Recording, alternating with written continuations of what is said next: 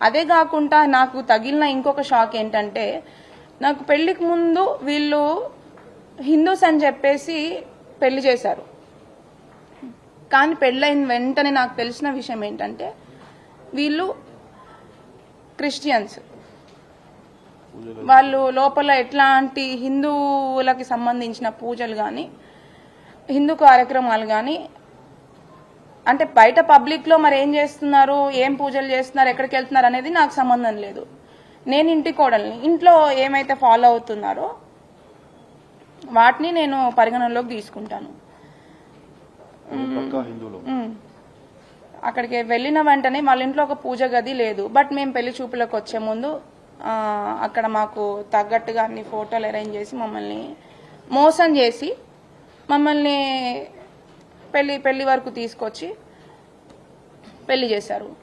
అది ఇవి ఇప్పుడు అబ్బాయితో ఒకటైతే, సెకండ్ వచ్చేసి క్రిస్టియన్స్ అని చెప్పేసి తెలియకుండానే పెళ్లి చేసి, నేను క్రిస్టియానిటీ ఫాలో అవటం అనేది నేను తప్పుగా పరిగణించట్లేదండి. ఎవరి దేవుని వాళ్ళు రెస్పెక్ట్ చేస్తారు. బట్ చెప్పకుండా పెళ్లి చేసి మోసం చేసిందే కాక బలవంతం చేయడం అనేది ఇంకొక తప్పు. అవన్నిటిని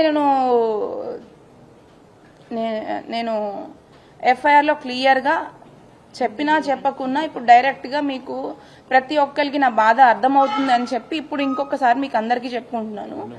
అక్కడ ఆవిడ బైబిల్ చదువుతున్నా నేను వాటిని అన్నిటినీ నేను ప్రతి ఒక్కదాన్ని నేను రెస్పెక్ట్ చేస్తాను ఖచ్చితంగా. బట్ నన్ను బలవంతం చేయడం అనేది ఖచ్చితంగా 100కి 100% తప్పు. అండ్ మా దేవుళ్ళని ఇప్పుడు నేను వాళ్ళని బతిలాడుకోగా నాకు ఒక 3rd ఫ్లోర్లో పూజ గది పెట్టారు. దాంట్లో కనీసం నేను అగరబత్తులు వెలిగించి గంట కొట్టాలన్నా కూడా చాలా భయపడేదాన్ని.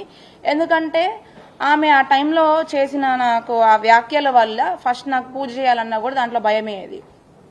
ఎందుకంటే ఆమె ఎట్లాంటి వ్యాఖ్యలు చేసిందంటే, అసలు మీ దేవుళ్ళు కూడా దేవుళ్ళేనా, అసలు ఇద్దరిద్దరు అంటే నాకు శివుడు అంటే చాలా ఇష్టం అనమాట. ఎప్పటి నుంచో చిన్నప్పటి నుంచి నేను అక్కడ కూడా వెళ్ళిన తర్వాత ఆ దేవుడినే పూజించుకున్నాను. ఆ దేవుళ్ళ గురించి కూడా అసలు ఇద్దరిద్దరు వైఫ్లు ఉంటారు, ఇద్దరిద్దరు పిల్లలు ఉంటారు, వాళ్ళకు కూడా అన్ని మనుషుల్లాగానే అన్నీ ఉన్నాయి. అసలు వాళ్ళ దేవుళ్ళు ఎట్లయితారమ్మా? ఇప్పుడు నువ్వు పూజ చేసావు, ప్రసాదం పెడితే దేవుడు తినేస్తాడా అని చెప్పి ఇట్లాంటి మాటలు మాట్లాడడం కూడా చాలా తప్పు. ఫస్ట్ థింగ్ ఆమె ఇంకా నువ్వు హిందువు, మీ దేవుళ్ళు నమ్ముకున్నావు కాబట్టి నీకు ఇట్లా అయిందేమో, మా దాంట్లోకి వచ్చేసేయి అని చెప్పి ఇట్లాంటి మాటలు మాట్లాడేదన్నమాట. నేను ఎప్పుడు కూడా వాళ్ళ దేవుళ్ళని అయితే నేను తప్పుపట్టలేదు. ఎవరి దేవుడు వాళ్ళకి, ఎవరి దేవుళ్ళు వాళ్ళకే గొప్ప. నేను మీ దేవుడిని రెస్పెక్ట్ చేస్తాను, మీరు మా దేవుడిని కూడా అంతే రెస్పెక్ట్ చేయాలని చెప్పి నేను అనుకునేదాన్ని. అయితే పెళ్ళైన తర్వాత కూడా వీటన్ని ఒక వీడియో అయితే చూపించారు. ఏంటంటే వసంత కృష్ణ ప్రసాద్ గారింటికి వాళ్ళు వెళ్ళారని చెప్పి అది దొంగచాటుగా వీడియోలు తీసుకొని దాన్ని ప్లే చేయాల్సిన అవసరం లేదు.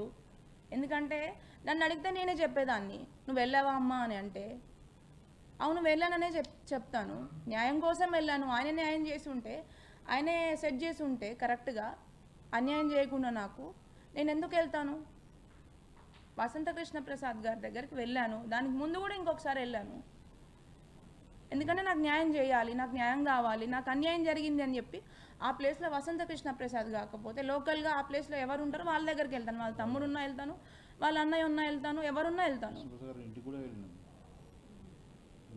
అదేవిధంగా ఆయన ఇంకా నాకు ఎంతో రెస్పెక్ట్ ఇచ్చి, అమ్మ ఇక్కడ ఆడపిల్లవి కాబట్టి నువ్వు ఇక్కడ ఎంతో మంది ఉంటారు, మనం ఇంటి దగ్గర కూర్చొని మనం మాట్లాడుకుందాము, దీన్ని నువ్వు వీలైనంత తొందరలో బయటపడాలమ్మా, నువ్వు ఇంకా ఈ కోర్టులో కేసులు అనుకుంటూ నీకు న్యాయం కావాలి అని చెప్పి ఇట్లా నువ్వు ఫైట్ చేయాలి అనుకుంటే ఖచ్చితంగా ఇది చాలా టైం టేకింగ్ ప్రాసెస్. నువ్వు తొందరగా సెట్ చేసుకొని నువ్వు ఇంకొక లైఫ్ని స్టార్ట్ చేసుకోవాలి అని చెప్పి మమ్మల్ని సర్ది చెప్పడానికే చూశారు. And at the same time అతని సొంత బాబాయ్ అయిన జోగి రమేష్ గారి సొంత బాబాయ్ అయిన వెంకటేశ్వర్లు గారిని కూడా ఆ రోజు మమ్మల్ని ఇంటికి రమ్మని చెప్పిన రోజు ఆయనను కూడా పిలిపించారు, మాట్లాడారు.